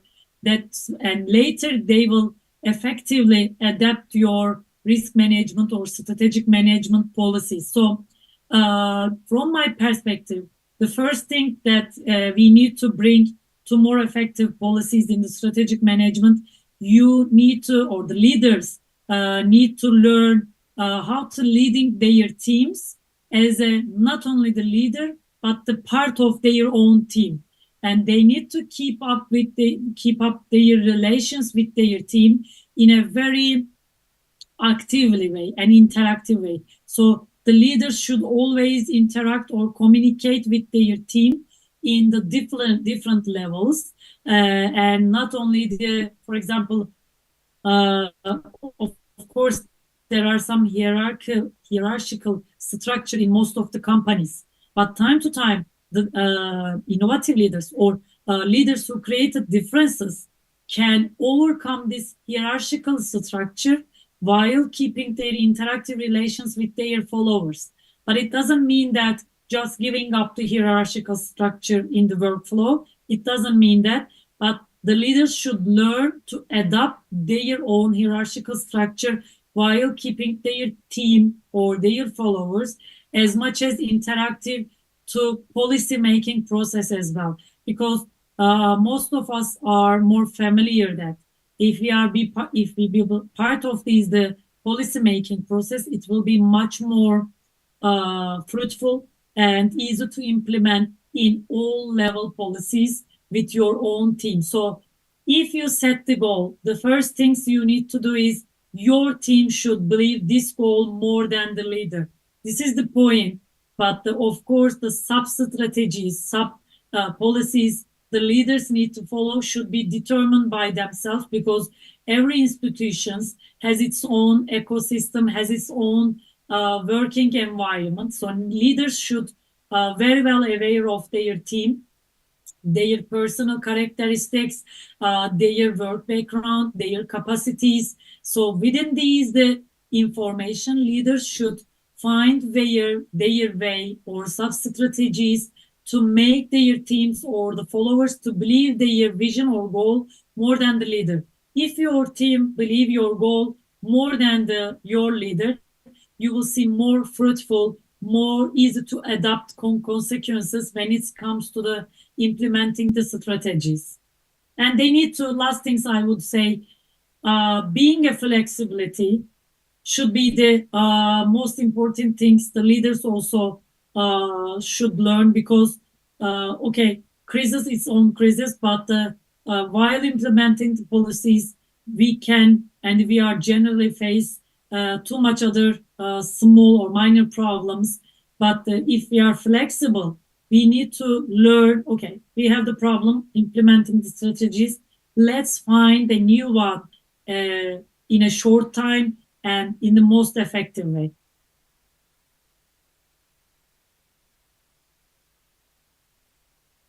Thank you, Professor Asikalin. So, Ibu Putri, is the answer is answering your question? Okay. Okay, thank you very much. Okay. So, Professor Asikalin, thank you from Putri. So, the second question is also coming from the chat. This is really I think the biggest question of a student. What really the right research themes, which is interesting, and then and really current. So that's the question for you. This is really a student question, Professor Asikalin. Thank you, Azmi. I like those questions because I'm quite young professor. I'm just 33 years old, so I can understand the students' mentality, because I was at the student position in a very previous years. So, of course, depend on your interest, but as I said in the beginning, I'm not the expertise of the Islamic finance directly, but as an international relations scholar, I said that there are lack of literature.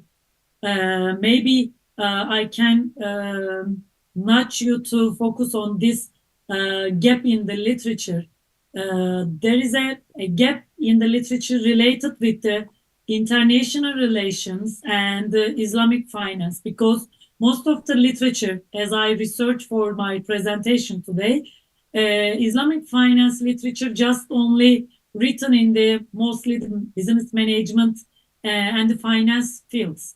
But if there will be inside of the international relations, for example, changing of the geopolitics and the role of the Islamic finance could be an interesting, and there is a serious gap in the literature you can address, because I think as we discussed, or as I answered in the first question, Islamic finance now in the position that need to use the opportunities that the world is going on, because it's obvious that the international system is on the transformation, and the last 3 years what we are discussing, including the Russian-Ukrainian war, Palestine-Israel issue, or whatever you think, COVID-19, is mainly discussing going around the trade routes and the finance sector.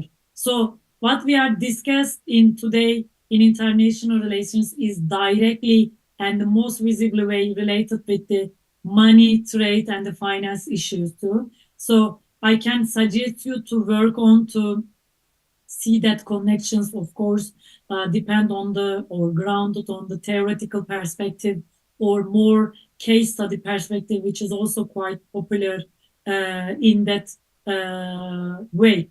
Also, I can suggest to you in humble way that I had a chance to visit lots of foreign universities as well. especially in the European continent or Western countries, they don't have too much understanding of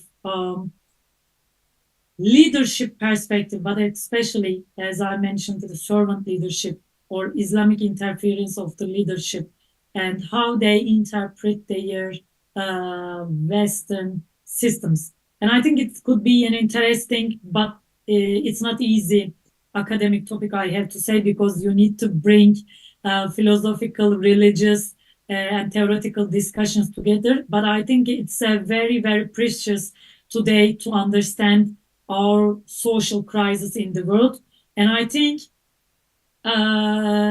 it could be interesting to read such a pieces nowadays by not only the Western countries, but also including the Muslim people, because I have a feeling that, especially what happens right now in Gaza, it could be a very breaking point for the Western society's young generation to rethink their countries and their ancestors to create a how unequal world for everyone, including by themselves. And I think this breaking point will lead to interestingly generational awakening for the Western countries, but I hope for our Muslim countries as well, because we have our own problems too. And people will looking or seeking for the alternative readings to see it is academical, philosophical, and the religious sides together in the common.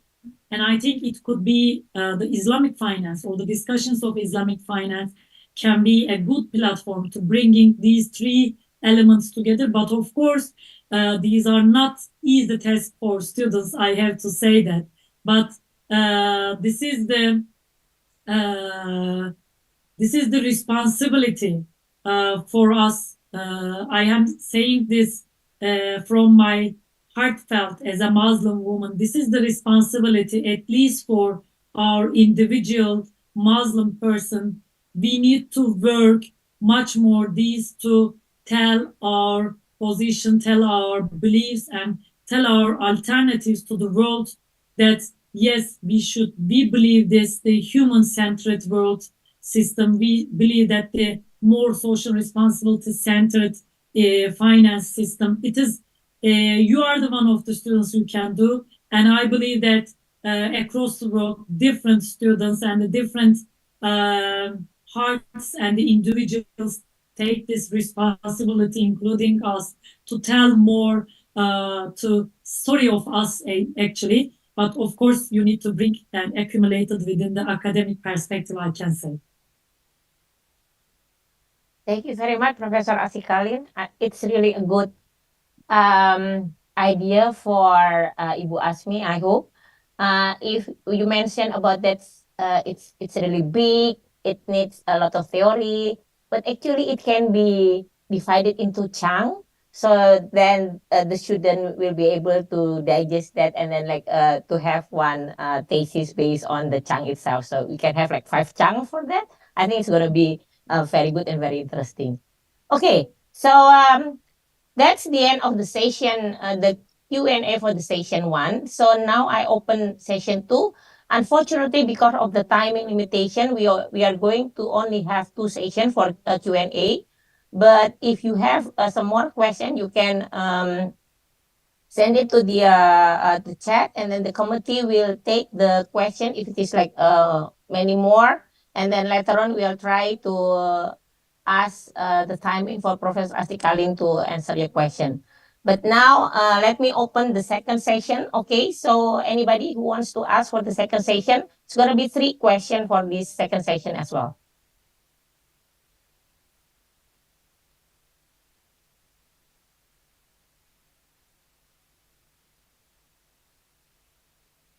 Anybody?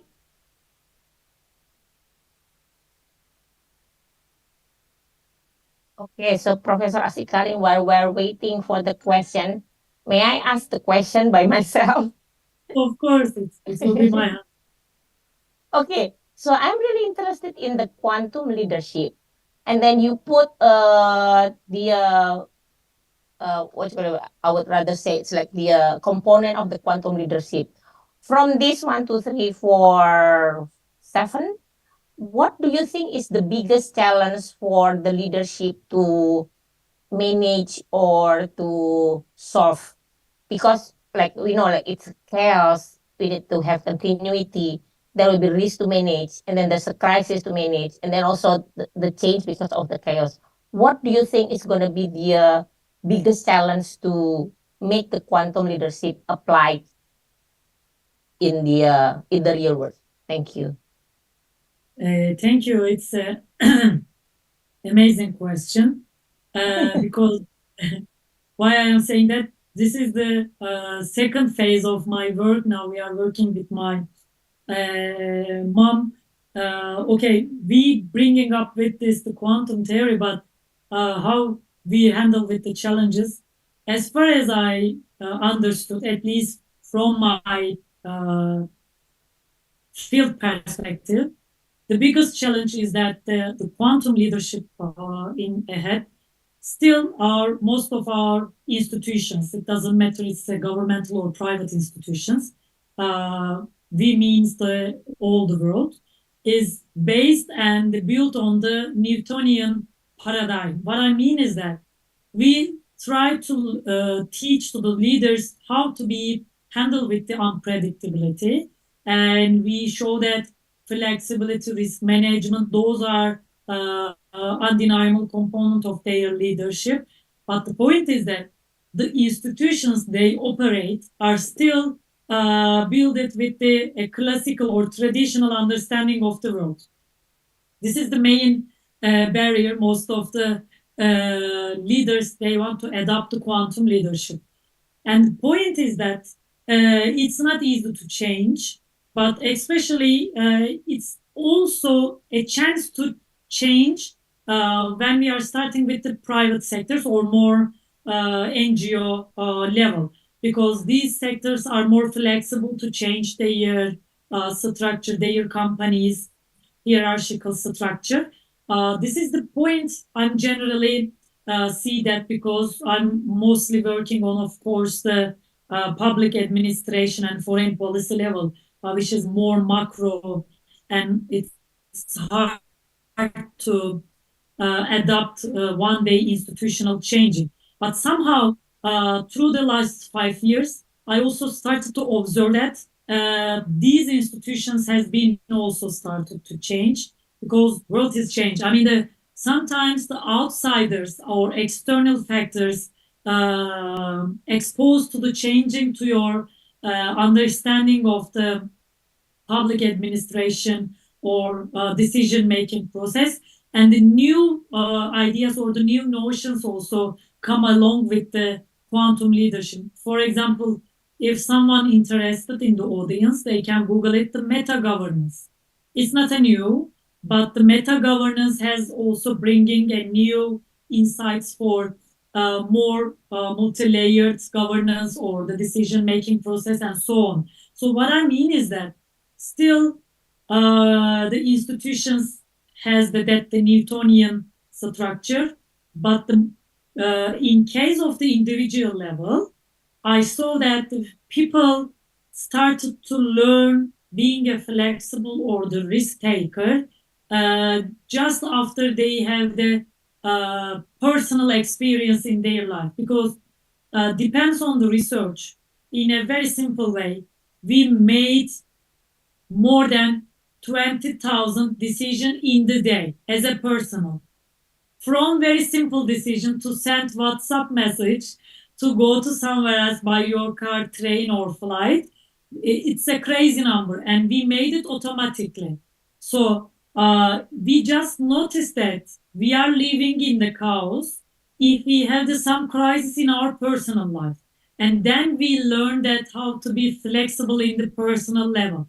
Otherwise, unfortunately, especially it doesn't matter the young or the old generation, we have in our mind that this universe is working like a clockwise. I mean, still we have an idea that, okay, this is the world we are living in a X way, Z, it is the predictable way, but it's the almost the opposite way. And I think in this respect, once more, religion plays a key role. And if you ask me, Muslims are more advantageous compared to the Westerns because in our belief, we believe in destiny. We believe in the Allah saves for us, and of course, we believe in this destiny, but we don't believe the randomness. This is the very unfortunate consequences of the imposing the Western lifestyle, if you ask on us. While I started to work on this issue. I don't want to take your time too much, but I found it too interesting to read because this academic working on this the chaos, complexity, and quantum uh, basically triggered something in my personal life to read more, how can I say, philosophical perspective of Islam. And I found myself to read more Rumi, Mevlana, the Turkish, the Turkish Iranian thinkers. And then I found that most of our beliefs that we never think in this way are directly related with the realities of the nature and our universe. For example, the Rumi asserts that Islam has the one unity principle, which means that the individuals that created by Allah is also unity in the spirits of the Islam and the sake of Allah. But we never focus on this respect of our belief. And this the same perception or approach you can find in the quantum physics because they believe of the unity of the element, unity of the existence. So it is interesting to find me in this way, and I also found myself to think about more possibilities in our life. We have millions of possibilities in a day to do our task in the day, but we choose this one possibility. We made one decision with our natural biological brain, with the of course the Allah, what Allah wants. We don't know what we will choose, but Allah knows. So this kind of connections with physics and Islam are very strong if you make too much readings regarding on this level. So if we focus on our individual development, of course, within our belief system, we will find ourselves especially to be more, I have to say from my personal experience, I found myself compared to the 5 years ago to be much more stronger believer to Allah while I am delving into my academics and the religious readings. And if you come that point that you learn to wave, to surf with these the wave that's life sometimes bringing to you. It could be sometimes sickness, a bad event that happened to us. We need to learn what we need to get the lessons from them. It is okay with our beliefs and it is okay with the universe system.